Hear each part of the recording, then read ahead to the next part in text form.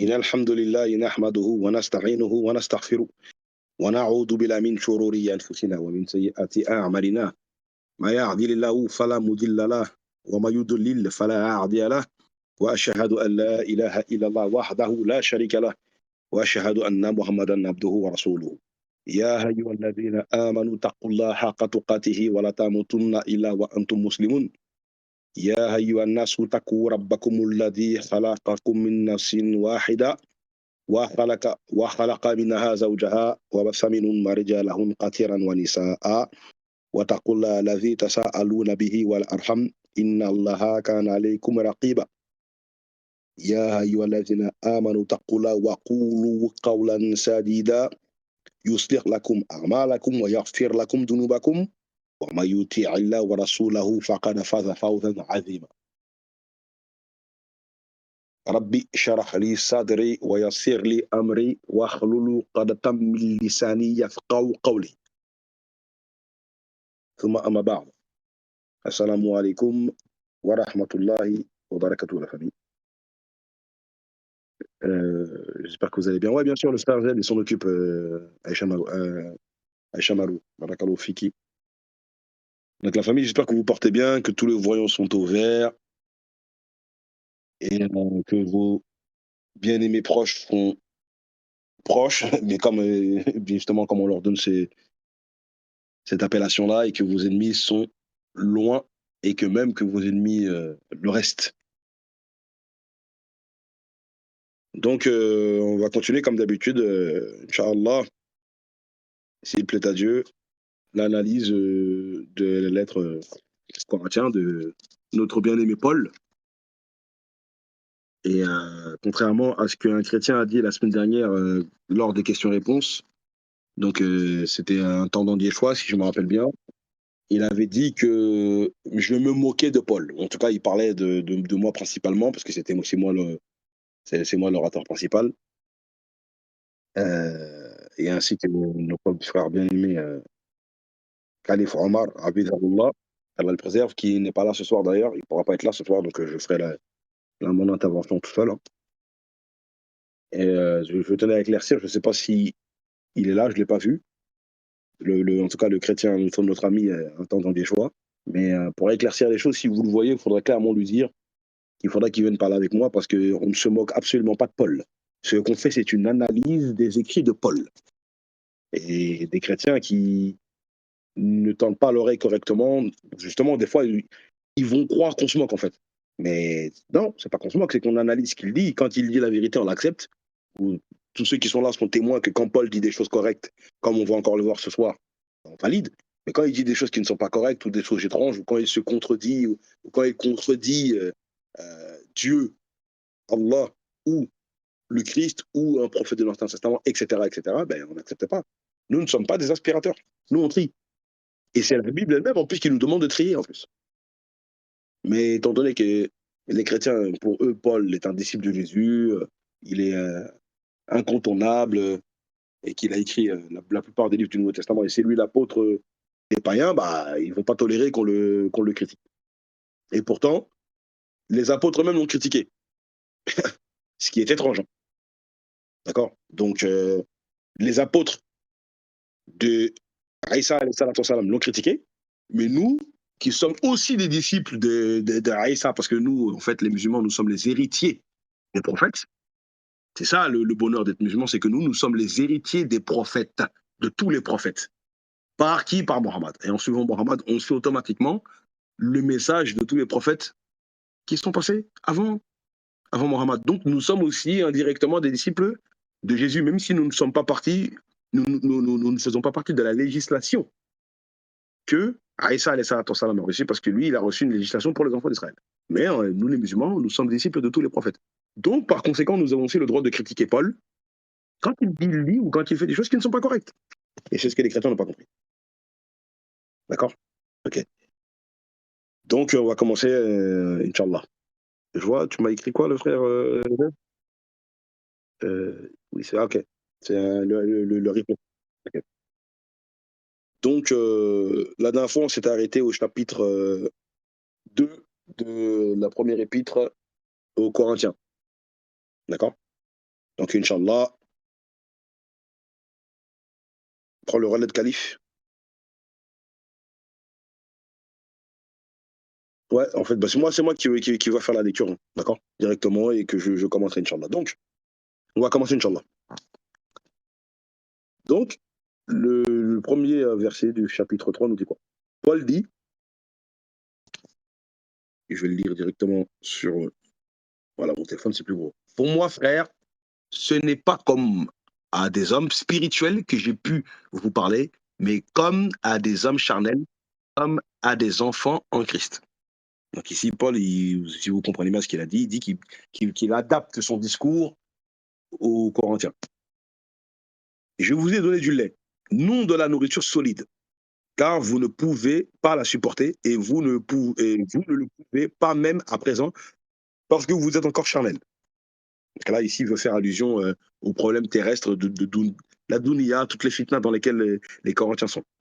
En effet, puisqu'il y a parmi vous de la jalousie et des disputes, donc ici on le voit bien au verset 3, n'êtes-vous pas charnel et ne marchez-vous pas selon l'homme? Ici, il pose une question, alors que dans toute communauté, il y a des problèmes. Donc, les chrétiens ont eu des problèmes, hein, mais bon. Ensuite, il dit au verset 4, quand l'un dit moi je suis de Paul et un autre moi d'Apollo, n'êtes-vous pas des hommes? C'est-à-dire qu'Apollo, Apollo, je vous rappelle ici, d'abord, hein, je lis le verset 5 pour que vous compreniez et vous rappelez qui est Apollo. Qu'est-ce que donc Apollo? Est-ce que, et qu'est-ce que Paul? Donc, qui sont ces deux personnages? Des serviteurs par le moyen desquels vous avez cru, selon que le Seigneur l'a donné à chacun. Donc ici, je vous rappelle que Apollo, c'est en tout cas quelqu'un qui aurait prêché la parole, qui aurait été d'abord convaincu par Paul et qui ensuite serait quelqu'un qui aurait prêché. Et on le voit dans Acte 18. Donc ici, Paul il est en train de nous parler d'un personnage. Et ce personnage-là, je vous rappelle qu'on le voit dans Acte 18, verset 1 et virgule, verset 24 à 27. Tu peux mettre ces versets-là sur le chat, Inch'Allah. Virgule, verset 24 à 27. Voilà. Donc c'est quand Paul il est parti justement, il s'est rendu à Corinthe. Parce que je vous rappelle que quand Paul était en train d'écrire cet épître-là, hein, les deux épîtres aux Corinthiens, eh ben il est où Paul? En plus ça je vous l'avais dit, on va voir si vous vous souvenez. Paul quand il écrit cette lettre-là, où est-ce qu'il se situe? Il est où?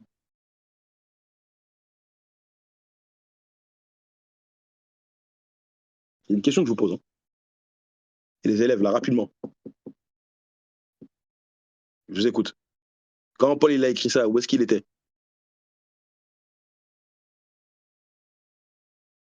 Allô, vous m'entendez? À la Reculu, t'es en train d'écrire, et les autres. Dans quelle ville? C'est la ville. Antiche? C'est quand Antiche? Yanis, voilà, c'est Yanis qui a donné la bonne réponse. Il était à Éphèse. Je vous rappelle qu'on est en l'an 54 ou 55 selon les chrétiens. Pas Antioche, non. Il était à Éphèse. D'accord? Voilà. Donc, ici, Paul, il s'était déjà rendu dans la ville, justement dans cette ville-là, là, à Corinthe. Et ça, c'était quand ça s'est passé quand on le. Là où c'est relaté, c'est dans Acte 18, 1. Donc après cela, Paul partit d'Athènes et se rendit à Corinthe. Donc la première fois que Paul est parti à Corinthe, c'est ici, dans Acte 18.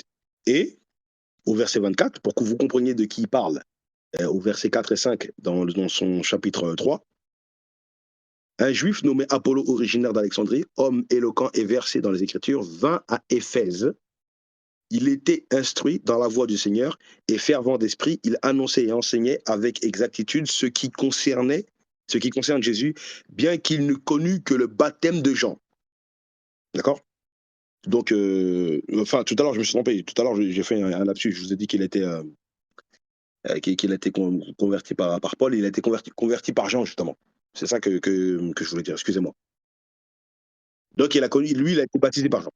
Il se mit à parler librement dans la synagogue. Aquila et Priscille, l'ayant entendu, le prirent avec eux et lui exposèrent plus exactement la voie de Dieu. Comme ils voulaient passer en Achaï, les frères l'y encouragèrent et écrivirent aux disciples de bien de le bien, donc pardon, ils écrivent aux disciples de le bien recevoir. Bon, c'est écrit d'une manière bizarre, hein. Pour moi, il aurait dû écrire de bien le recevoir, mais écrit de le bien recevoir. C'est bizarre. Quand il fut arrivé, il se rendit par la grâce de Dieu très utile à ceux qui avaient cru. Donc voilà, Paul, il est en train de parler de cet homme-là parce que lui aussi, il a prêché la parole aux Corinthiens. Et donc, il y avait des querelles des fois entre les Corinthiens et ils étaient là à dire ouais, voilà, moi je suis celui qui suit. C'est un peu comme chez nous, hein. Moi, je suis telle école, d'accord. C'est des problèmes qu'il y a même dans la communauté musulmane, d'accord. Donc, je suis tel shir. C'est lui mon cher. Moi, c'est lui mon cher. Moi, c'est lui mon cher. Et notre cher, c'est Mohammed, alayhi salatu wassalam. Le premier shir qu'on a sur le plan terrestre, c'est lui. D'accord. Donc, Paul, il est en train de parler de ça, ici. Donc, je continue. Je reprends à partir du verset 6. Donc, j'ai planté Apollo, arrosé, mais Dieu a fait croître. Donc, il a continué à enseigner des choses à Apollo. En sorte que ce n'est pas celui qui plante qui est quelque chose, ni celui qui arrose, mais Dieu qui fait croître. Celui qui plante et celui qui arrose sont égaux et chacun recevra sa propre récompense selon son propre travail. Donc ici, voilà, ce que Paul ici nous dit, c'est correct. Même en l'islam, on a le même genre, de concept. D'accord. Voilà pourquoi on va pas se moquer de quelqu'un qui glisse des vérités dans ce qu'il dit. On a un hadith qui va dans ce sens-là. D'accord. Voilà pourquoi il faut être juste quand on parle de Paul. Regardez le hadith que je vous mets, qui va dans le même sens. Donc, d'après Abu Masoud, radiallahu anhu, un homme est venu auprès du prophète sallallahu alayhi wa sallam et a dit: je n'ai plus de monture, donne-moi une monture. Le prophète alayhi salatu wa sallam a dit: je n'en ai pas. Un autre homme a dit: ô messager d'Allah, je vais lui montrer une personne qui le fera monter avec elle. Le prophète alayhi salatu wa sallam a dit: celui qui montre un bien a la même récompense que celui qui l'a fait.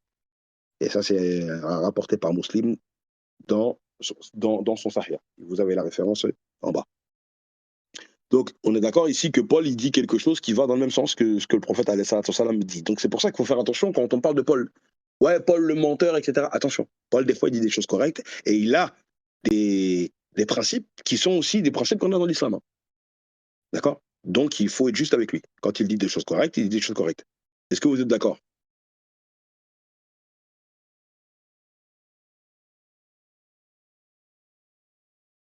Ok. Vous êtes que trois à répondre. Vous êtes plus, hein, sur le chat, hein. Barakallahu fikoum. Ok. Donc voilà, c'est pour ça qu'il faut être juste avec lui. Quand il dit des choses belles, des choses correctes, des choses islamiques, il faut le dire. Ok, on continue. Moi, 2 secondes.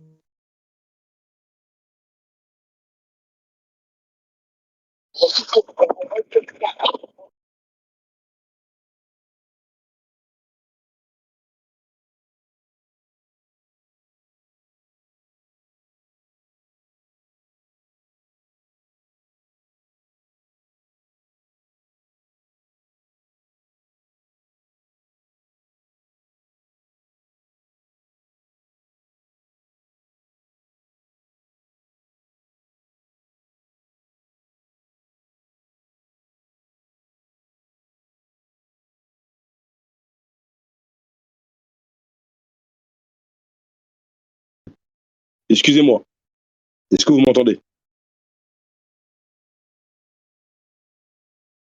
Non, j'ai coupé parce que y a un frère qui m'appelle de son télé, qui m'appelle en fait, mais c'est son téléphone qui m'appelle sans faire exprès en fait. C'est ça le souci. Ok, donc désolé. Donc on continue, Inch'Allah. Donc, verset 9, car nous sommes ouvriers avec Dieu, vous êtes le champ de Dieu, l'édifice de Dieu. selon la grâce de Dieu qui m'a été donnée, encore une fois, Paul il dit que Dieu lui a donné une grâce, je vais poser le fondement comme un sage architecte et un autre bâti dessus. Mais que chacun prenne garde à la manière dont il bâtit dessus. Pourquoi? Et là, il y a des arguments qui sont contre les chrétiens et contre Paul lui-même, malheureusement, car personne, le verset 11, hein, retenez-le, il est très important, on l'utilise souvent dans le débat religieux. Or, donc, car personne ne peut poser un autre fondement que celui qui a été posé, savoir Jésus-Christ. Et ça, malheureusement, Paul, il dit une belle parole que nous, les musulmans, nous acceptons, mais le problème, il est que Paul lui-même, il ne respecte pas cette règle-là parce qu'il pose des fondements qui n'ont pas été posés par Jésus. C'est ça le problème, en fait. Eh oui, il pose des fondements qui n'ont pas été posés par Jésus. Est-ce que vous comprenez? D'accord? Le frère, il m'appelle encore, c'est son téléphone, il est dans sa poche et il est en train de m'appeler. Donc,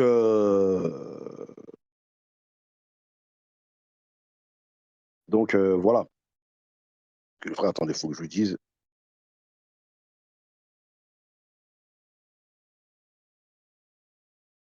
Donc, voilà, excusez-moi. Le frère, il a compris qu'il m'avait appelé sans, il m'avait appelé sans faire exprès. Donc, voilà, donc vous voyez ce verset-là, là, les chrétiens n'ont fait que ça, ils ont posé plein de fondements qui n'ont pas été posés par Jésus-Christ. Donnez-moi des exemples, rapidement. Des exemples de fondements que les chrétiens ont posés qui n'existent même pas dans la Bible. Je vous écoute rapidement. Enfin, je vous lis rapidement, dites-moi.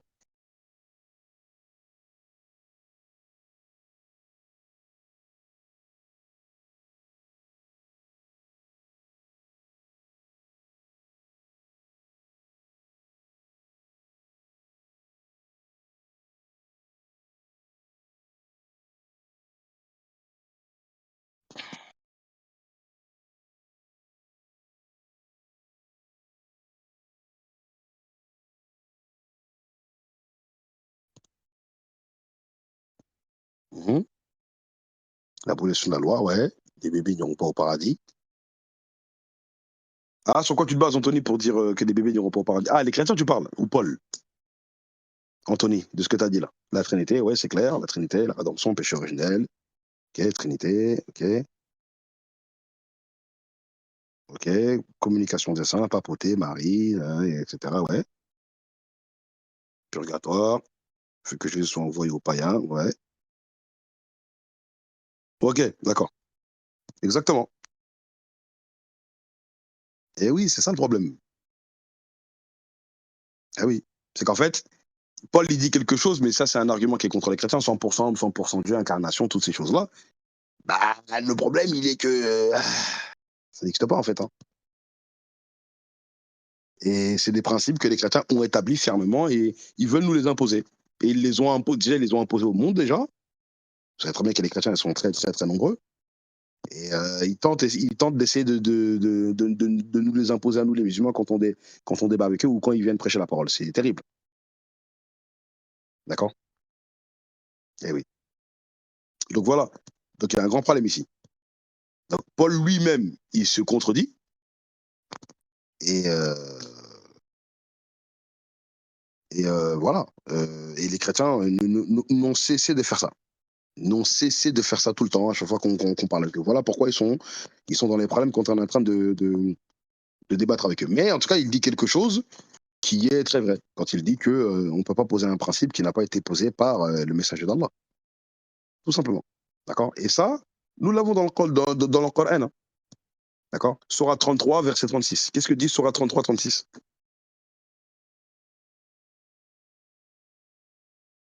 Si tu peux mettre le verset, frère. Voilà. Voilà qu'on fait. Il n'appartient pas à un croyant ou à une croyante, une fois qu'Allah et son messager ont décidé une chose, donc ils ont posé un principe, d'accord? D'avoir encore le choix dans leur façon d'agir. On doit se plier à ce qu'Allah et le prophète ont dit. Et quiconque désobéit à Allah et à son messager, c'est égaré, certes, d'un égarement évident. C'est le même principe. Donc nous, on est d'accord avec ce principe-là. Mais Paul lui-même, il n'a pas respecté ce principe-là. Et donc les chrétiens, ils ont rajouté. Donc voilà. Okay. Donc on continue, Inch'Allah. Ensuite, il dit, or si quelqu'un bâtit sur ce fondement avec de l'or, écoutez bien ce qu'il veut dire ici, hein.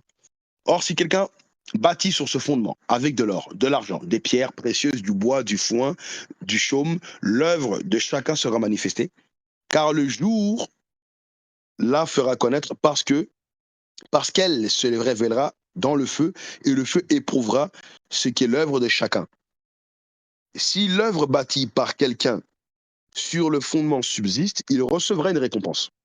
Si l'œuvre de quelqu'un est consumée, il perdra sa récompense pour lui, il sera sauvé, mais comme au travers du feu. Qu'est-ce que Paul veut dire ici? Il veut dire, en fait, il veut parler des bid'ah, tout simplement. Les bid'ah, elles seront en fait détruites, elles seront rejetées par Allah subhanahu wa ta'ala. Alors donc lui-même il est concerné parce qu'il a fait plein de bid'ah malheureusement, d'accord? Mais celui par contre qui pose un fondement sur le fondement de Jésus, sans y avoir rajouté des choses bizarres, etc., qui a suivi scrupuleusement ce que Aïssa a dit, lui il recevra sa récompense. En gros c'est ça ce que Paul veut dire. Est-ce que vous comprenez? Et en plus, regardez, on a ce fameux hadith, hein, d'accord? Que le prophète nous a dit. Le hadith dit quoi? D'après Jabir ibn Abdullah, radiallahu anhu, le prophète sallallahu alayhi wa sallam avait l'habitude de dire dans ses sermons, après avoir loué Allah et lui avoir fait des éloquences parce qu'il mérite, celui qu'Allah guide, personne ne peut l'égarer, celui qu'Allah a égaré, personne ne peut le guider. Vous entendez souvent cette parole qui est citée à la fin des khutbahs ou des dars. Certes, la parole la plus véridique est le livre d'Allah, le Coran, et la meilleure guidée est la guidée de Mohammed, la Sunna. Certes, la plus mauvaise chose sont les choses nouvelles, donc les bid'ah. Chaque nouvelle chose est une innovation, et chaque innovation est un égarement, et chaque égarement est en enfer, ou mène en enfer. D'accord? Tout simplement. Donc, Paul, encore une fois ici, il donne quelque chose avec lequel on ne peut que être d'accord. Mais lui-même se trouve dedans. Ok? On continue. Et en plus, Paul, regardez, il dit quoi au verset 15? Il dit, mais comme au travers du feu. C'est qu'en fait, c'est le feu ici, il a un sens de purification, hein. Et oui, il y a plusieurs passages comme ça euh, dans la Bible qui nous parlent du feu. Et le feu est purificateur. Dans le sens que ça sera quelque chose qui sera détruit et celui qui a commis ce péché-là, même s'il rentre au paradis. Parce que regardez, hein, ici, il y a le concept, il y a quelque chose d'intéressant quand Paul il dit, au verset 15, si l'œuvre de quelqu'un est consumée, il perdra sa récompense. Pour lui, il sera sauvé, mais comme au travers du feu. Il faudra qu'il subisse un châtiment, une purification, mais à la finale, il sera sauvé. Ça rentre dans le principe qu'on a en l'islam, quand le prophète alayhi salatu wassalam, nous a expliqué qu'il y aura nous enseigner qu'il y aura des personnes qui vont aller finnar au jahannam, mais ça ne sera pas khalidin, ça ne sera pas éternel. Il y a des gens, ils vont sortir du feu. Est-ce que vous comprenez? Eh oui. Mais il y a des chrétiens qui ne connaissent pas ça. Pour eux, l'enfer, si tu vas en enfer, c'est fini, c'est éternel, tu sors pas. Mais regardez qu'est-ce que Paul dit ici. Donc si un jour un chrétien il vous cite, ouais, non, si on va en enfer, c'est fini, c'est quoi ce principe en islam, qu'il y a des gens ils vont en enfer et ils vont sortir, montrez-lui ce passage-là, là, et demandez-lui de vous expliquer. Vous allez voir comment il va bégayer rapidement. Comment il peut être sauvé, mais il est sauvé à travers le feu. Surtout en plus dans le contexte où il a fait des innovations. Eh oui, mais là, c'est pas clair. Il faut le comprendre. Et nous, les musulmans, on comprend mieux la Bible que eux. Pourquoi? Parce qu'on a les enseignements de Coran al-Karim et, bien sûr, la sunna de notre prophète, alayhi salatu wassalam, sallallahu alayhi wa sallam, Muhammad. Il est venu expliquer les choses que la Bible n'explique pas. Comme Jésus l'avait dit, dans Jean chapitre 16, versets 12 à 14, quand il parle du paraclet, on sait qu'il parle de Muhammad. Tout simplement. D'accord? J'ai encore beaucoup de choses à vous dire, Barakoufik frère. J'ai encore beaucoup de choses à vous dire, mais vous ne pouvez pas les porter maintenant. Quand le consolateur sera venu, l'esprit de vérité vous conduira dans toute la vérité. C'est qu'en fait, il sera supérieur à Jésus. Ah, ici, il y a un chaos. Hein. Il y a un chaos que les chrétiens ne voient pas. Parce que le consolateur qui va venir, il vous guidera dans toute la vérité. Or, Jésus, il a dit dans Jean chapitre 14, verset 6, « Je suis le chemin, la vérité et la vie. Nul ne va au Père sans passer par moi. » D'accord? Jésus, il est la vérité. Mais le consolateur, lui, il va guider dans toute la vérité. C'est supérieur à Jésus. Est-ce que vous comprenez? Vous voyez la différence? Eh oui. Jésus, il est la vérité, mais celui qui vient après, Jésus, il annonce que lui, il va guider dans toute la vérité. C'est supérieur à Jésus lui-même. Les questions à la fin, Inch'Allah, garde ta question, sur 34, répondre à la fin, Inch'Allah. OK? Voilà. Donc, nous, ici, on sait que ça qu'il parle de Mohammed. Il ne peut que parler de Mohammed. Surtout, en plus, il dit, quand le compte, donc, il vous guidera dans toute la vérité, car il ne parlera pas de lui-même. Mais les chrétiens nous disent c'est le Saint-Esprit. Il ne parlera pas de lui-même. Mais comment si c'est Dieu, donc si c'est le Saint-Esprit. Selon le concept de la Trinité, il y a Dieu, donc il y a Dieu dedans. Enfin, c'est Dieu lui-même directement. Mais Dieu, il va répéter les paroles de qui? Ça n'a pas de sens. Il va répéter les paroles de qui? C'est les prophètes de Dieu qui répètent les paroles de Dieu. Tout simplement. D'accord? Comme Jésus lui-même le dit dans Jean chapitre 12, versets 49 à 50. Et oui, car je n'ai pas en parlé de moi-même, mais le Père qui m'a envoyé m'a prescrit lui-même ce que je dois dire et annoncer. Et je sais que ce commandement est la vie éternelle. C'est pourquoi les choses que je vous dis, je vous les dis telles que le Père me les a dites. D'accord? Donc Jésus fait que répéter les paroles d'Allah, le consolateur répétera aussi les paroles d'Allah. C'est un prophète, ça ne peut pas être le Saint-Esprit. Et en plus, la fin en plus du passage de Jean 12, là, qui est juste au-dessus, Jésus, il dit, il dira tout ce qu'il aura entendu. Il va entendre des choses, entendre. Le Saint-Esprit n'entend pas des choses. Hein. Ce sont les créatures qui entendent des choses, les créatures charnelles qui entendent des choses. Il vous annoncera les choses à venir. Il fera des prophéties. Il me glorifiera parce qu'il prendra de ce qui est à moi et vous l'annoncera. Écoutez bien, il me glorifiera. Il prendra ce qui est à moi. Et comment dire, la PLS qu'on a toujours nous chrétiens, c'est que vous dites que le Père, le Fils, Saint-Esprit sont de même essence, éternelle et indivisible, de même essence. S'ils sont de la même essence, le Saint-Esprit, il a déjà le pouvoir de Jésus. Alors pourquoi ici Jésus parle au futur en disant il prendra ce qui est à moi? C'est-à-dire qu'en fait, le pouvoir de Jésus il ne l'a pas encore. C'est un prophète qui prendra le relais. C'est ici la preuve vérifiable, qui ne parle pas du Saint-Esprit. Retenez bien ce que je viens de vous dire ici. Eh oui, d'accord? Donc on revient, revenons à nos moutons, toujours dans la lettre aux Corinthiens. Donc je vous avais lu le verset, je m'étais arrêté au verset 15. Ensuite, à partir du verset 16, Paul dit, si l'œuvre de quelqu'un est consumée, il perdra sa récompense, etc. Ne savez-vous pas que vous êtes le temple de Dieu et que l'Esprit de Dieu habite en vous? Or, l'Esprit de Dieu a aussi habité en Jésus. Eh oui. Donc en fait, ici, il y a encore un chaos pour la divinité de Jésus parce que quand on va dans Luc, chapitre 4, quand Jésus il a voulu montrer sa messianité, d'accord? Dans Luc, chapitre 4, verset 18, qu'est-ce qu'il a dit? Eh oui, l'Esprit du Seigneur est sur moi.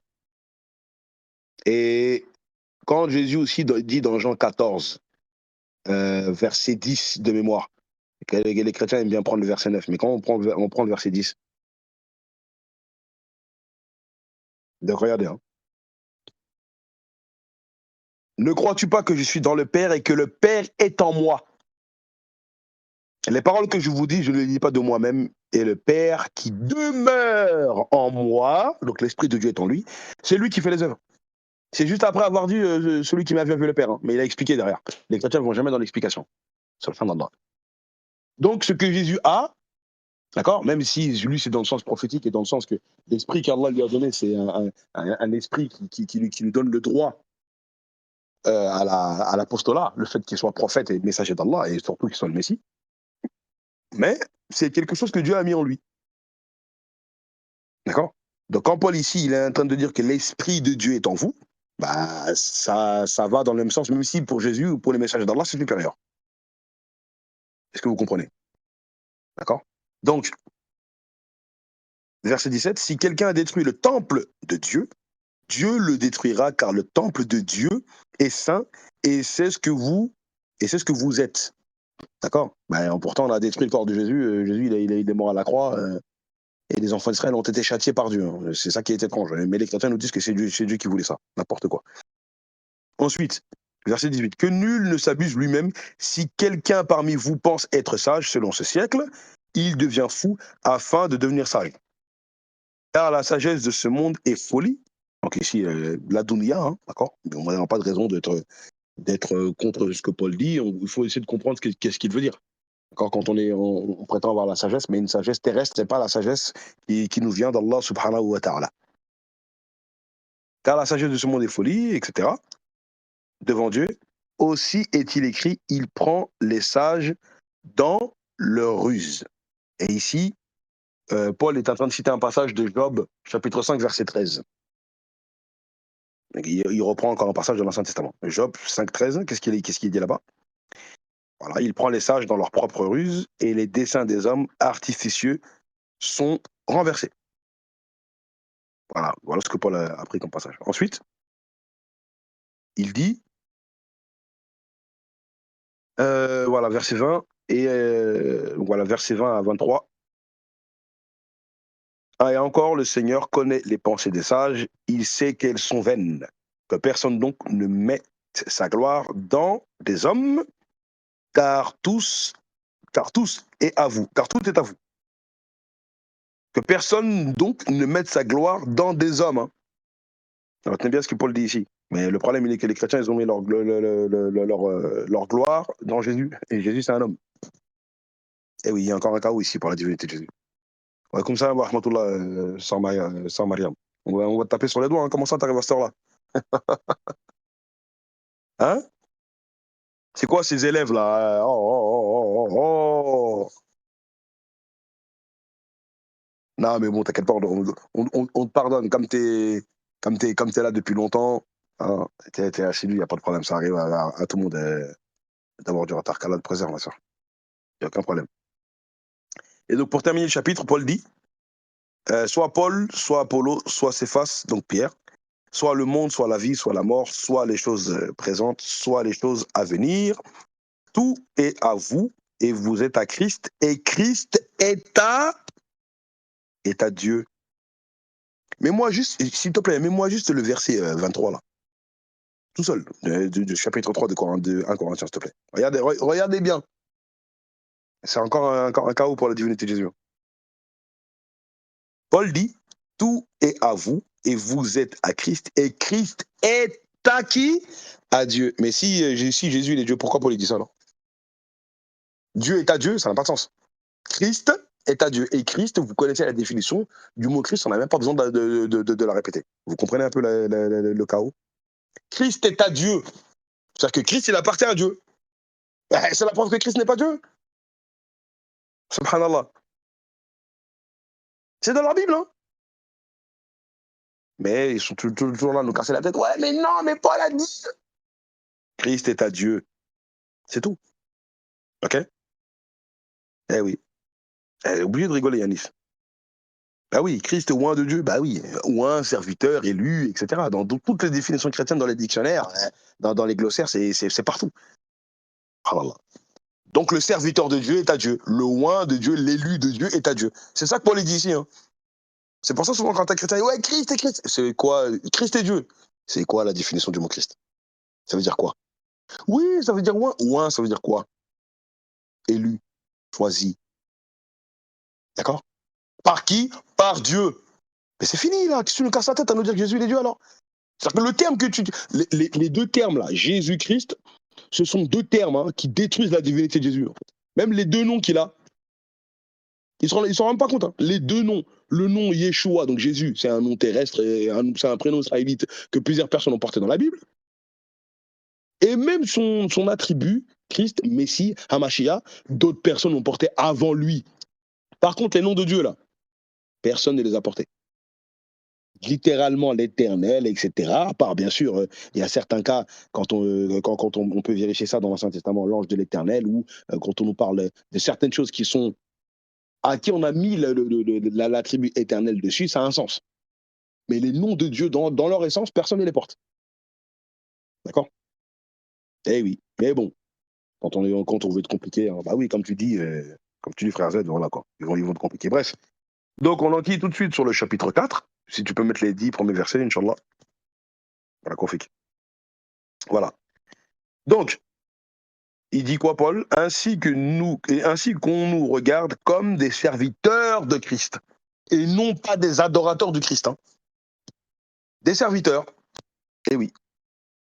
Or, Jésus, il avait bien dit que le Fils de l'homme n'est pas venu pour être servi, mais pour servir.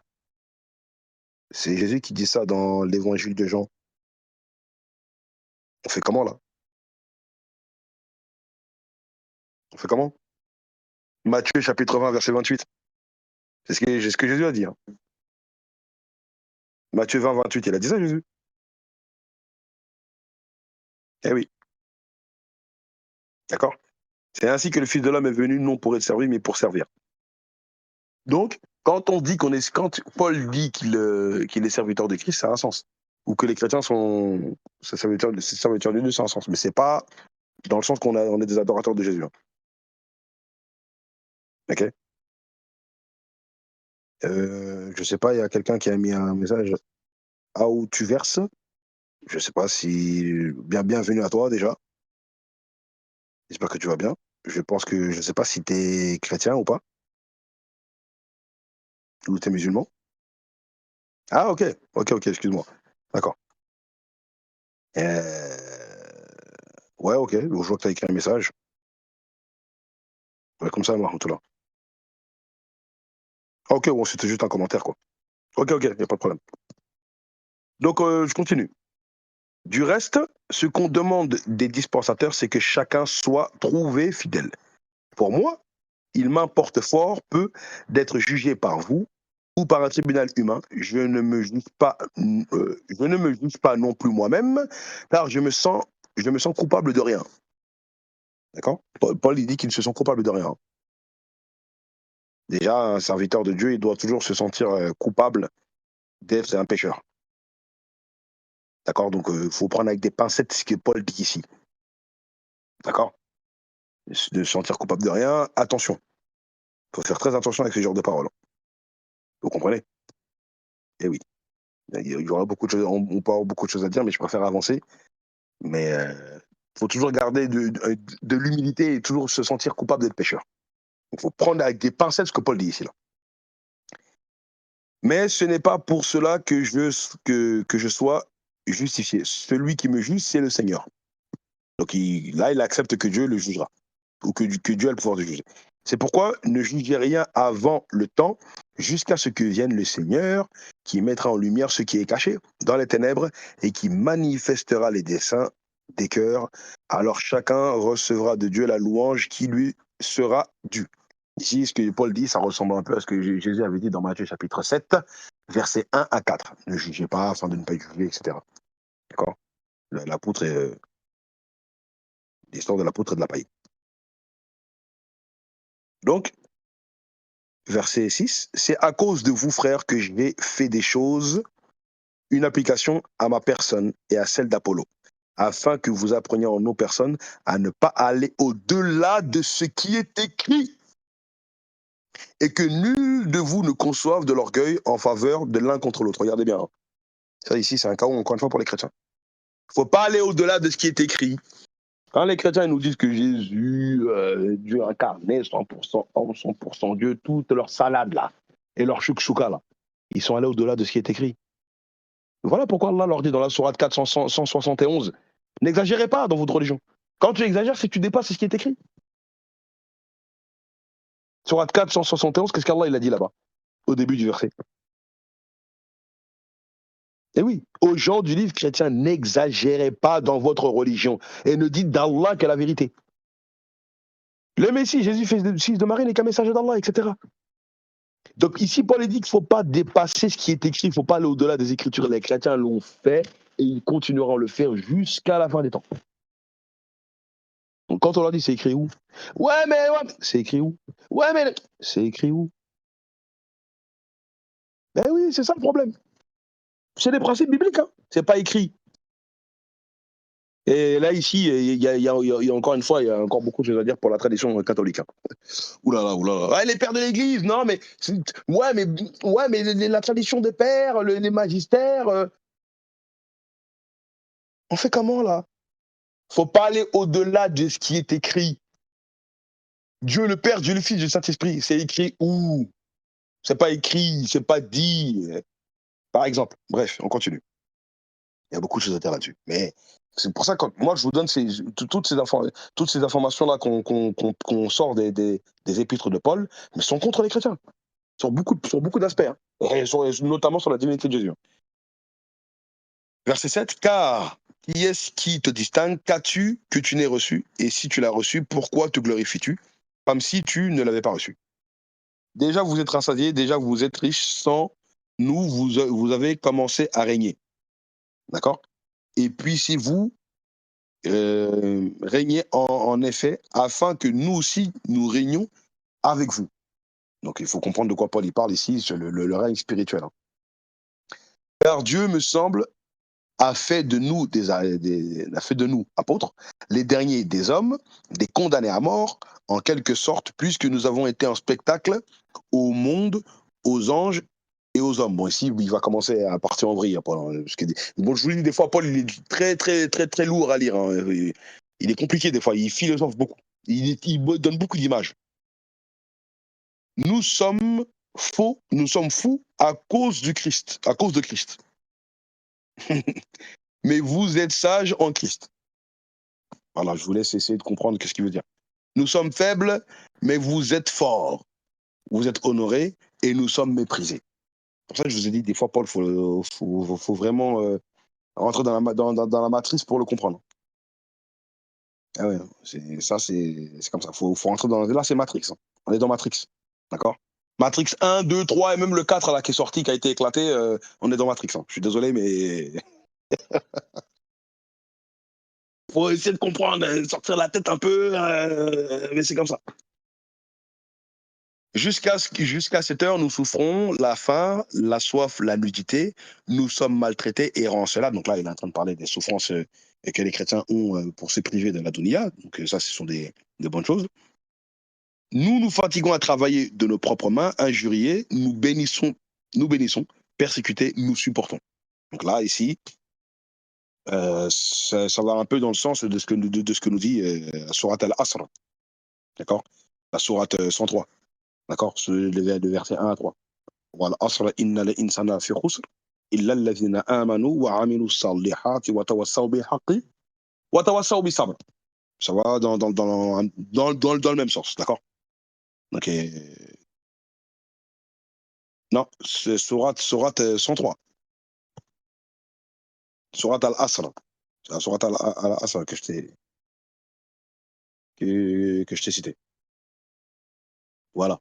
Le verset 103. Sauf ceux qui croient et accomplissent les bonnes œuvres s'enjoignent mutuellement à la vérité et s'enjoignent mutuellement l'endurance. On a plusieurs versets coraniques qui vont dans ce sens-là, le fait de supporter. Et puis de toute façon, Allah subhanahu wa ta'ala, il avait déjà prévenu le prophète dans Surat al-Mudathir, dans le début, donc Surat 74, euh, quand Allah il lui avait dit tu vas endure pour ton Seigneur. D'accord. Si je ne me trompe pas, c'est ça, voilà, verset 7. Surat 74, verset 7. D'accord.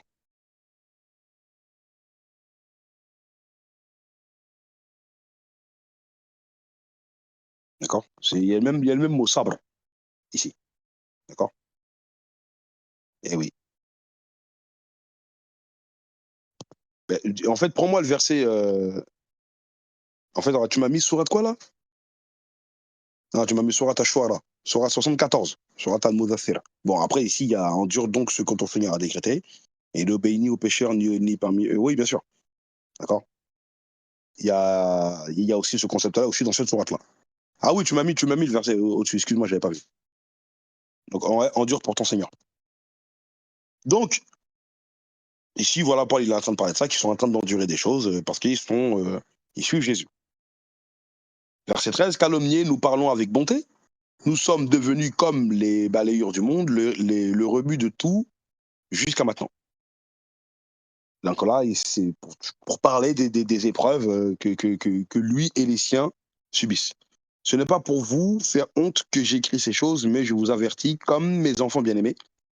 Car quand vous auriez 10 000 maîtres en Christ, vous n'avez cependant pas plusieurs pères, puisque c'est moi qui vous ai engendré en Christ par l'évangile. C'est moi qui vous ai engendré.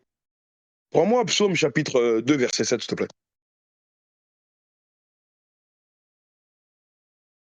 Voilà. Je publierai le décret de l'Éternel. L'Éternel m'a dit, tu es mon fils, je t'ai engendré aujourd'hui. C'est les mêmes expressions. Quand maintenant la Bible nous parle comme ça, que Paul il a engendré des gens ou que Dieu a engendré David, parce qu'ici c'est Dieu qui parle à David, à Daoud alayhi salam. Ça veut dire quoi? L'engendrement ici, qu'est-ce qu'il signifie? C'est littéral ou ça c'est un engendrement spirituel? Dans le sens que je t'ai choisi, je t'ai donné la prophétie, je t'ai guidé sur le droit chemin. Je vous écoute, hein.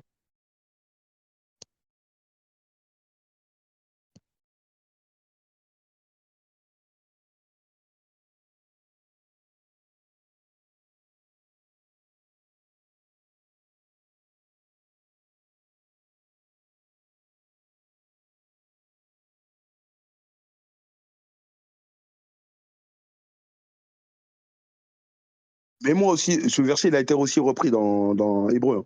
Hébreu 1,5. Mais les chrétiens, ils aiment bien utiliser ce passage-là. Et le mot engendré, souvent, ils aiment bien le prendre littéralement. Alors qu'il suffit de lire et on comprend que c'est n'importe quoi. Ah, il veut pas sortir le passage d'Hébreu. Voilà. Car auquel des anges de Dieu, Dieu a-t-il jamais dit, tu es mon fils, je t'ai engendré aujourd'hui, et encore je serai pour lui un père, il sera pour moi un fils. D'accord. Voilà. En fait, l'auteur des Hébreux, il fait des mix, hein. Il aime bien prendre là-bas, il pioche, et puis il nous fait un sandwich avec. Ouais, c'est pour ça. Ouais, Hébreu. Bah, de toute façon, ouais, après, après, il est passé. Voilà. Donc ici, l'engendrement, c'est simplement dire, je vous ai guidé. Allah, il a guidé ses prophètes sur le droit chemin, c'est tout. D'accord. Et donc, quand on reçoit la guidance de quelqu'un, cette personne nous a engendré. C'est pas littéral. Bien sûr que l'engendrement dans la Bible, quand on parle des généalogies, telle personne engendra, ou enfantin, là oui, là on sait bien que c'est littéral. Mais là, ici, mais des fois, il ne faut pas le prendre littéralement. Mais les chrétiens, quand ça les arrange, ils le prennent littéralement pour Jésus. Tout simplement. D'accord. Et ensuite, je vais terminer le chapitre. Je vous conjure donc, soyez mes imitateurs. Donc, Paul, il incite les Corinthiens à l'imiter. Pour cela, je vous envoie Timothée, d'accord, qui est mon enfant bien-aimé et fidèle dans le Seigneur. Il vous rappellera quelles sont mes voies en Christ, quelle est la manière dont j'ai enseigné partout. Donc, c'est vrai que Paul et Timothée étaient proches, hein. Il vous enseignera mes voies en Christ, quelle est la manière dont j'ai enseigné partout dans les églises. Quelques-uns se sont enflés d'orgueil, comme si je ne devais pas aller chez vous. D'accord. Parce qu'il y a eu des tumultes et des problèmes après le passage de Paul chez les Corinthiens. Mais j'irai bientôt chez vous si c'est la volonté de Dieu. Donc ici, on voit bien le Inch'Allah. Et je connaîtrai non les paroles, mais la puissance de ceux qui se sont enflés. Donc, il est en train de prévenir, attention, ceux qui ont fait des dingueries, là, je veux venir, je vais régler ça. Car le royaume de Dieu ne consiste pas en paroles, mais en puissance. Que voulez-vous que j'aille chez vous avec une verge ou avec amour et dans un esprit de douceur? Point d'interrogation. Donc voilà, donc, alhamdoulilah, on a terminé le chapitre 4. On va s'arrêter là, Inch'Allah. Comme d'habitude, je vous fais 2 chapitres par semaine parce que ça sera trop lourd sinon. Donc, voilà, il y avait des choses intéressantes. Ah, Baki, tu nous as mis un commentaire, c'est ça? Salam alaikum wa rahmatullah.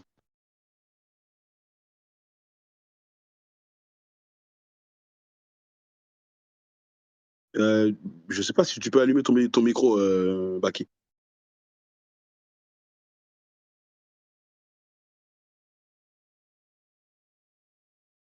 Ah, ok, tu peux pas, y a pas de problème. Donc, tu as mis un. En fait, explique-moi pourquoi tu as mis ce que tu as mis, t'as mis ce passage-là.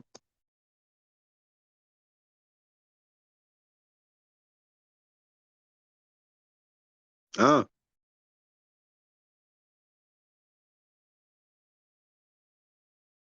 D'accord, ouais, pour l'engendrement, OK. Jazakallah khair. Barakallahu fik. Bah, bien sûr que c'est clair. Et aucun chrétien ne pourra dire que c'est littéral, hein, mais c'est littéral quand ça les arrange, quoi. Bref, donc on a terminé, donc voilà, hein, comme d'habitude, phase de questions-réponses rapide, inchallah, famille. Donc il y avait des questions tout à l'heure, sur des choses que j'ai développées, donc je vous écoute, inchallah. Enfin, je vous lis plutôt. Bismillah, on commence une phase de questions-réponses et j'y répondrai toujours dans la limite, de mes connaissances et bien sûr, faut que les questions soient liées, bien sûr, à ce que j'ai dit dans mon cours, même si des fois je suis sorti un petit peu, je suis allé dans le genre, et cetera.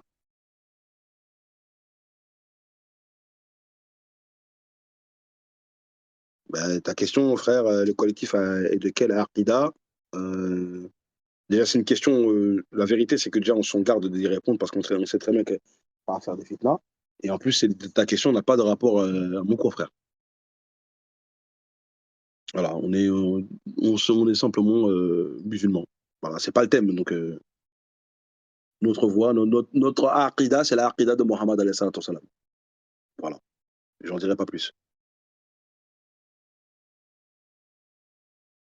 Donc c'est pas le thème, faut poser des questions sur le thème, frère. Barakallahu fik.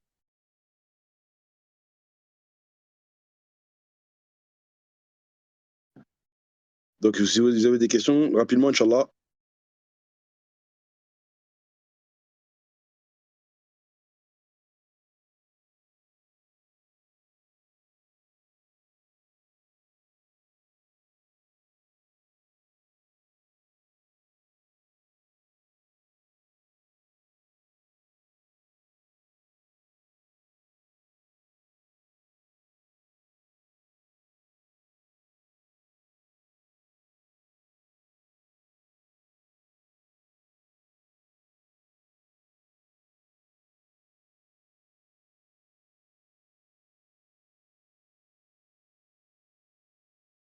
Je vous écoute, hein. Bah, ouais, pour te répondre à ça, bah, on connaît, ils vont dire: «Ouais, mais non, c'est le Saint-Esprit, c'est le Saint-Esprit qui est descendu dans Acte 2, lors de la Pentecôte» et cetera. Pourtant, ça ne correspond c'est même pas les mêmes termes qui sont utilisés et ce que le Jésus a annoncé, c'est que le Saint-Esprit doit guider les gens dans la vérité. Or, ce qui se passe dans Acte 2 lors de la Pentecôte, c'est un miracle. Un miracle qui est descendu sur les apôtres pour qu'ils puissent parler les langues des Israélites qui étaient venus, lors de la Pentecôte, la fête à Jérusalem et que c'était des Israélites qui ne parlaient plus, la langue araméenne ou l'hébreu, d'accord? Et donc, pour que les hawarioun, donc pour les apôtres, pour que les apôtres puissent leur faire darwa, il fallait, qu'ils puissent, comprendre. Or, ce sont des Israélites de souche qui étaient venus pour le pèlerinage, mais ils ne parlaient pas la langue des Galiléens, d'accord? Et à cette époque-là, à l'époque de Jésus, comme les disent comme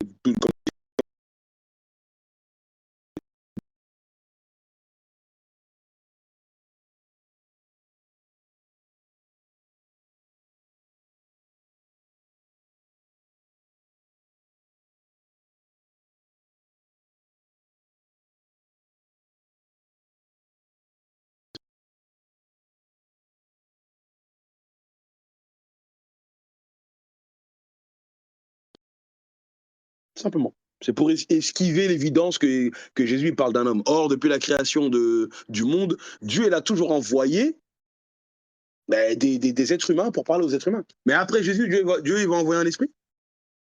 Ça n'a pas de sens. D'accord. Donc, voilà ce que les chrétiens, donnent comme réponse. Mais on leur donne, quand on réfute ça, ça se termine toujours en PLS, hein. C'est très compliqué pour eux de prouver que le paraclet, c'est le Saint-Esprit, hein. D'accord. Voilà quoi. Donc, j'espère avoir répondu à ta question.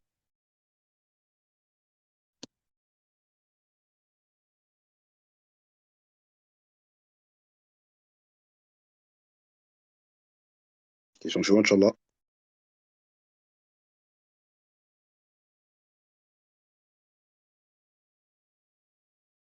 Oui, bah oui. Agabus, justement, quand je l'avais cité, il y a très peu de personnes qui connaissent ce personnage-là, hein. Pourtant, c'est un prophète du Nouveau Testament et il remplit tous les critères prophétiques. Et les commentaires chrétiens disent qu'ils méritent même le titre. Je vous avais montré le commentaire catholique, qui dit qu'ils méritent le titre de prophète au même titre que les prophètes de l'Ancien Testament. Donc ce qui prouve qu'après Jésus, il y a des prophètes.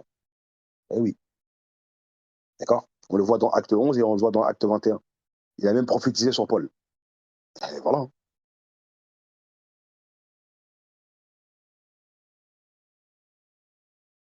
Non, le Saint-Esprit, Ruh al-Qudus, le Saint-Esprit il sert à assister les croyants quand ils vont dans des difficultés.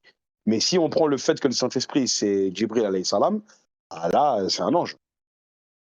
D'accord. Parce que nous, dans le Coran, soit c'est un pouvoir qui vient aider les croyants, soit c'est Djibril alayhi salam. Dans la Bible, on peut aussi le voir, hein. Donc voilà. J'espère avoir répondu à la question.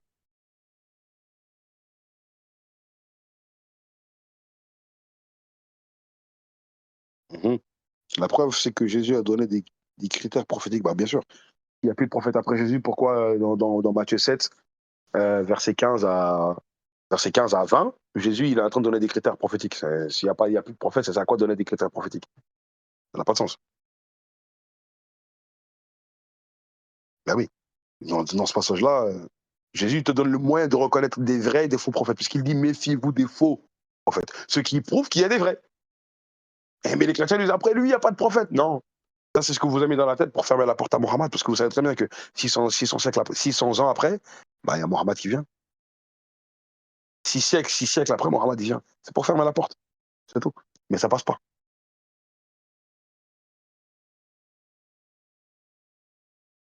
Donc s'il y a des questions, Inch'Allah, j'ai l'impression qu'il n'y en a pas. J'ai plus l'impression qu'on discute, quoi.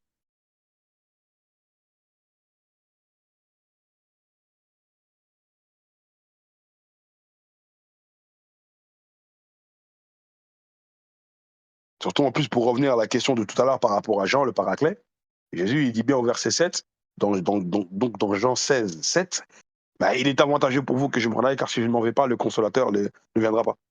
On fait comment là? Il n'y a pas d'éléments sur. Si tu parles de Agabus, il n'y a pas d'éléments qui prouvent qu'il a été baptisé, justement. Et justement, j'ai débattu avec un catholique il n'y a pas si longtemps que ça, et il a pris un KO là-dessus. Parce qu'il me dit oui, il faut qu'il soit baptisé, comme Jésus le dit dans Matthieu 27, 19. Il faut que tous ceux qui viennent, après, qui viennent suivre la voie de Jésus, et même un prophète qui vient après Jésus doit être baptisé au nom de Jésus. Il m'avait dit ça. Donc Mohammed ne peut pas être prophète parce que Mohammed n'a pas été baptisé au nom de Jésus, au nom du Père, du Fils et du Saint-Esprit. J'ai dit ah bon? Il dit oui, oui, ok. Je dis ok, montre-moi où est-ce qu'Agabus il a été baptisé, s'il te plaît. Tu as deux passages qui parlent d'Agabus. Deux. Eh oui. Tu as Acte 11, d'accord? Verset 27 à 28. Et tu as Acte 21 aussi, là où il a prophétisé sur Paul. T'as Acte 21, verset 10 à 11. T'as ces deux passages-là qui te parlent d'Agabus. Montre-moi, d'ailleurs, même où est-ce qu'on parle de lui dans notre passage du Nouveau Testament, et où est-ce qu'il a été baptisé. Et là, bah, il a pris sa trottinette, il a démarré, hein. Plus de batterie. batterie. Batterie faible. Pas d'argument. Alors, on fait comment là? Il n'y a pas, donc ton argument est tombé à l'eau. D'accord? 1% de batterie. Vous comprenez? Donc c'est un argument ridicule en fait.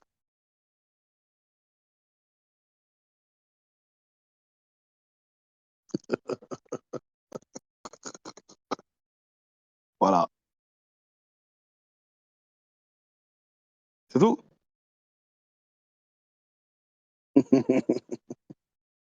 Ah oui. Donc s'il y a pas de questions, Inch'Allah, on va atterrir. Mais j'ai une petite annonce à vous faire avant qu'on atterrisse, hein.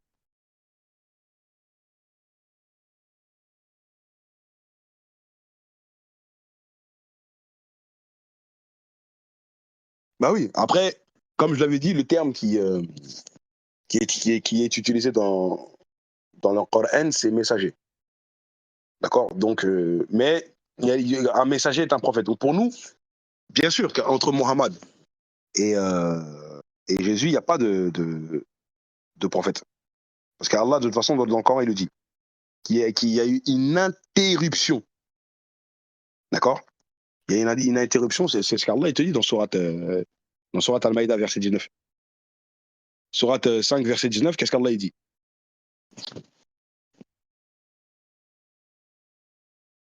Voilà. Au jour du livre, notre messager Mohammed est venu pour vous éclairer après une interruption des messagers, afin que vous ne disiez pas, il nous est venu ni annonciateur ni avertisseur. Voilà certes que vous êtes certes, donc voilà que vous êtes venu un annonciateur et un avertisseur, et Allah est omnipotent.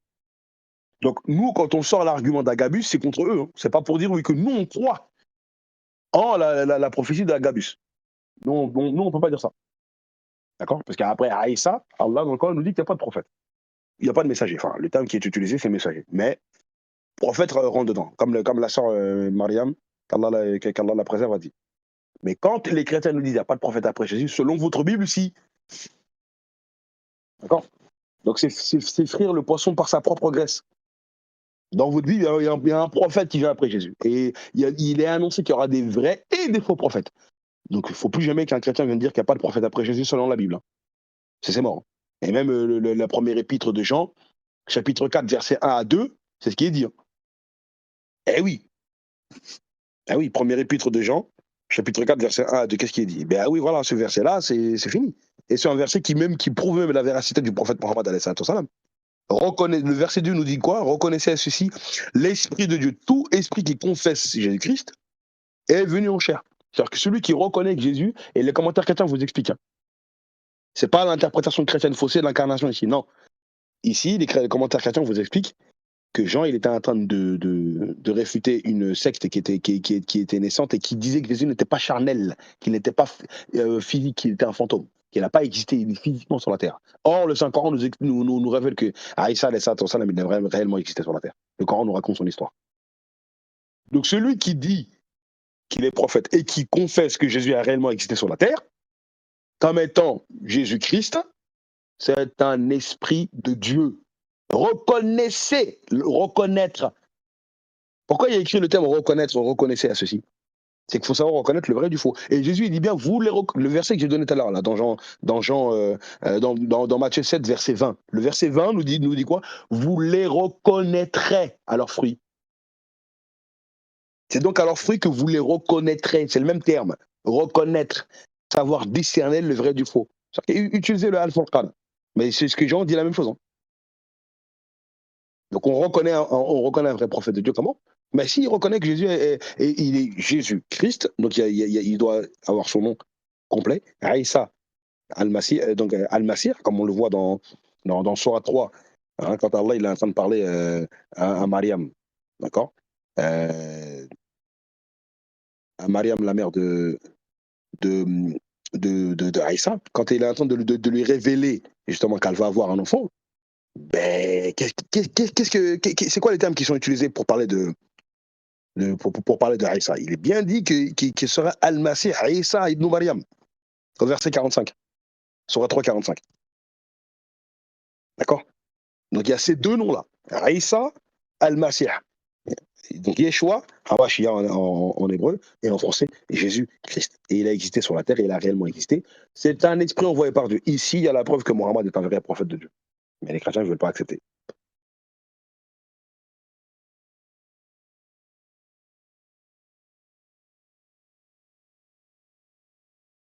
Ouais, oui, Z, c'est ce qu'ils disent, Matthieu 7, 20. Mais bon, c'est une catastrophe, parce que déjà, ce dogme-là, que les catholiques ont inventé, il est très récent dans l'histoire du catholicisme. Hein. L'infaillibilité pontificale, c'est quelque chose de très récent. Euh, me- donc, tu m'as dit quoi? Mais par rapport aux chrétiens, il y a un chrétien qui m'a dit qu'on ne peut pas tout comprendre, car c'est Dieu qui, car, car Dieu qui n'est pas un homme et que c'est normal. Non, mais on peut pas tout comprendre. Oui, on est d'accord qu'on peut pas tout comprendre. Même les musulmans n'ont jamais prétendu qu'on peut tout savoir, qu'on peut tout comprendre. Mais ce qu'on doit savoir, les prophètes l'ont expliqué. Et Jésus a expliqué ce qu'on doit savoir. Les apôtres ont expliqué ce qu'on doit savoir sur Jésus. Ils n'ont jamais dit qu'il était Dieu.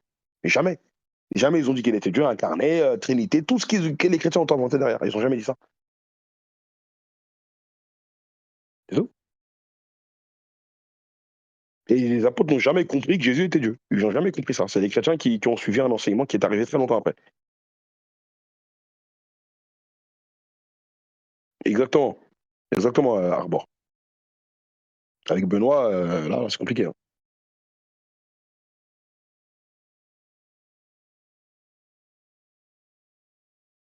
Donc, pour les chrétiens, qui a porté l'Esprit de Dieu pour leur montrer la vérité? Je ne comprends pas. Pour les chrétiens, qui a porté l'Esprit de Dieu? Qui a apporté l'Esprit de Dieu? Bah, les chrétiens, ils vont dire que c'est Jésus qui l'a fait, et puis après, les apôtres et Paul. C'est ce qu'ils vont te dire, pour les chrétiens, en défendant Paul. C'est ce qu'ils vont dire. Tu vois. Mais ils ne veulent pas reconnaître la prophétie de Mohammed alayhi salatu wassalam. Ils ne veulent pas. Parce qu'ils voient que le Coran est venu contredire des choses qu'il y a chez eux. Donc ils rejettent. Mais ils oublient eux-mêmes que eux, avec leur conception, ils ont contredit le judaïsme. Alors que le judaïsme était là avant. Ah oui, c'est ça le problème. Ils oublient ça, eux.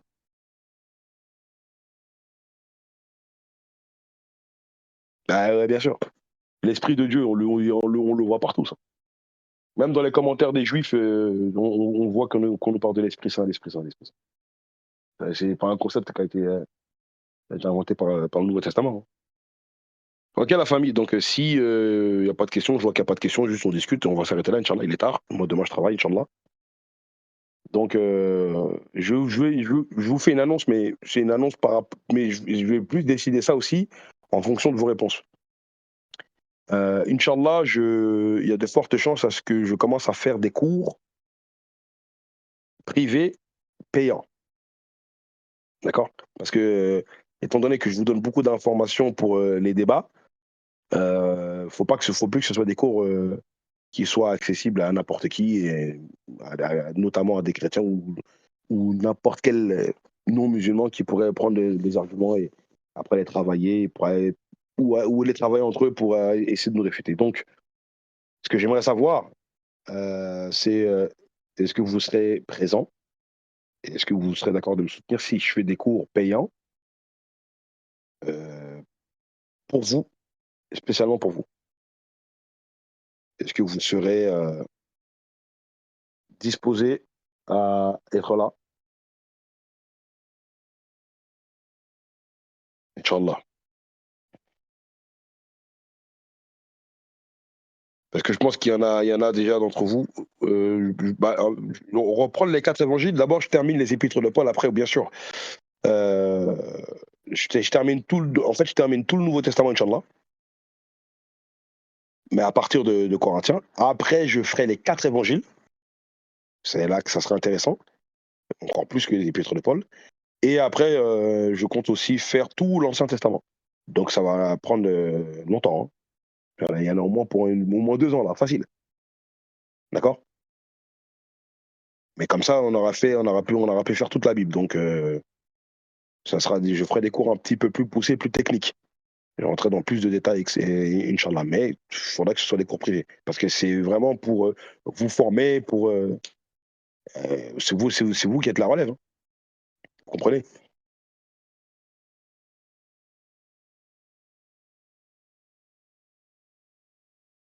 Amin. Amin, Moussaïba.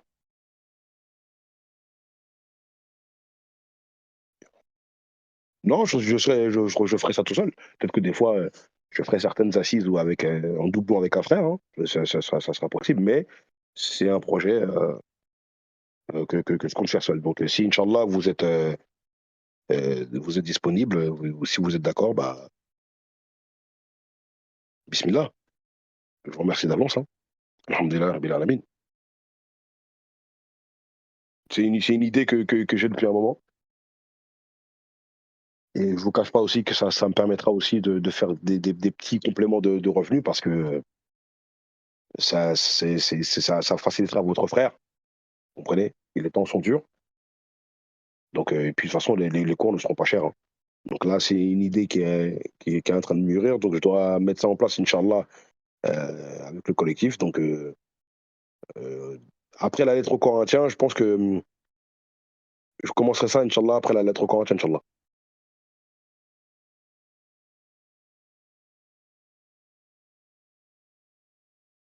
J'ai pas encore fixé, mais ça sera peut-être aux alentours de, je sais pas moi, peut-être 15, entre 15 et 20 euros, hein, pas plus. Hein. Vous comprenez, pour un mois. Je pense que c'est assez, je pense que ça sera raisonnable. Ouais, voilà, entre 15 et 20 € à peu près. Ça va? Ça va, c'est pas trop cher, Inch'Allah? Vous êtes sûr?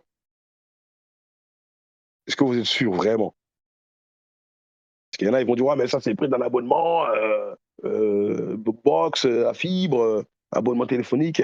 Il y en a, ils vont penser à ça, hein. Bon, alhamdoulilah. Khair, Inch'Allah. Donc Inch'Allah, hein, si, vous êtes disponible, bah, voilà. Ah oui, oui, ça sera des cours privés, bien sûr. Ça sera des cours restreints, privés.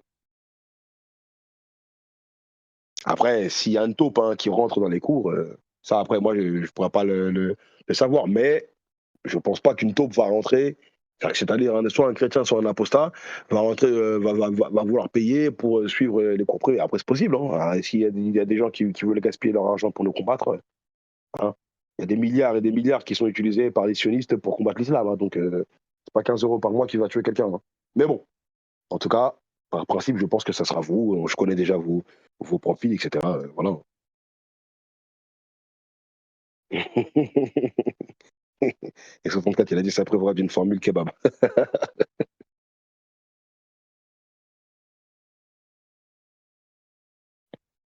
Voilà config, frère, frère Z, voilà config parce que t'as dit.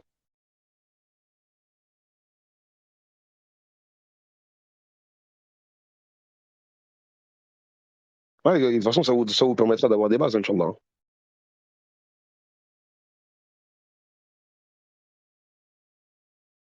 Exactement, je prendrais pas n'importe qui, Ibn Souba, Ibn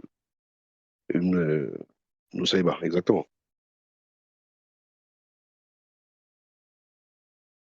Quand je poserai des questions, oui. Ah oui. Ah, quand on aura terminé un livre, il faudra que je fasse des évaluations, je vous poserai des questions sur, l'ensemble, du livre qu'on aura fait pour voir si vous vous en souvenez bien. Et croyez-moi, le but pour lequel moi je vous formerai, c'est que vous connaîtrez la Bible mieux qu'un pasteur et mieux qu'un prêtre, hein, catholique, hein. Donc vous serez imprenable dans les débats. C'est déjà le cas, hein, vous savez très bien que par la grâce d'Allah, c'est nous qui donnons des cours bibliques en France depuis longtemps, les chrétiens eux-mêmes ne le font pas.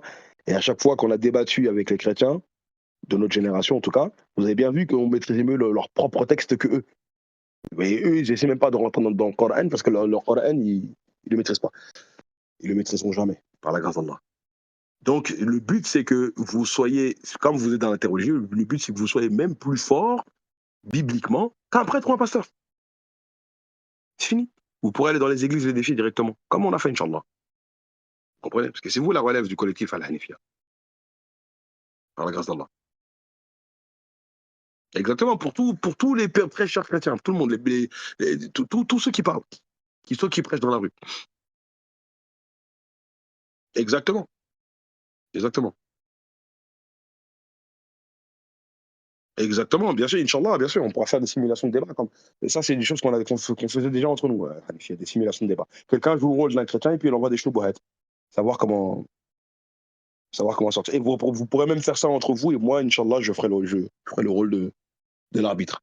Inch'Allah.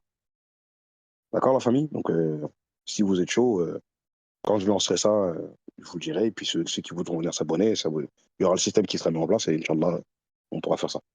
Jazakallah khair, la famille. Je vous remercie.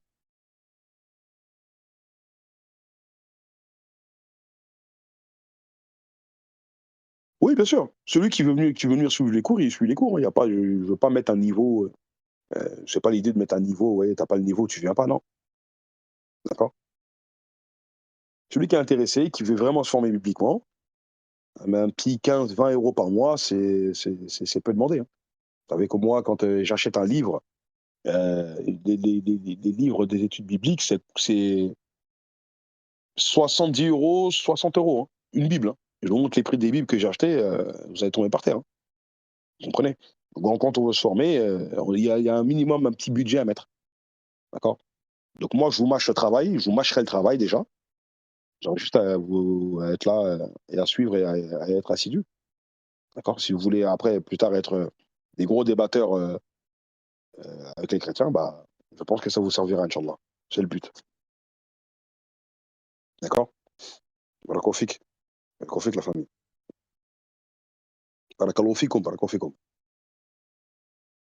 Oui, parce que j'ai déjà donné beaucoup d'informations, et faut plus que les chrétiens aient accès aux informations que je vous donne, quand je fais les cours. Donc voilà pourquoi il faudrait que ce soit des cours privés, d'accord? C'est vraiment pour vous que je le fais, pas pour vous, pour que vous soyez la ceinture de sécurité de la Oumma, et donc il faut pas que nos ennemis aient accès à ça, vous comprenez? Voilà, donc on va atterrir la famille, on va atterrir, hein, il est tard là. Tu m'as demandé si j'ai déjà fait de la métaphysique. Non, j'ai jamais étudié ce domaine-là, la métaphysique, c'est pas un domaine que je maîtrise. Donc moi, c'est vraiment l'interreligieux. Il y a des frères du collectif qui maîtrisent un petit peu ça, moi non. C'est pas mon domaine. Après, il y aura des moments où je serai obligé de rentrer un petit peu dedans pour expliquer certains passages bibliques, oui, Inch'Allah. Mais après, vraiment d'en faire mes spécialités, non. Amin, Amin, Khalil, c'est ce que tu as dit.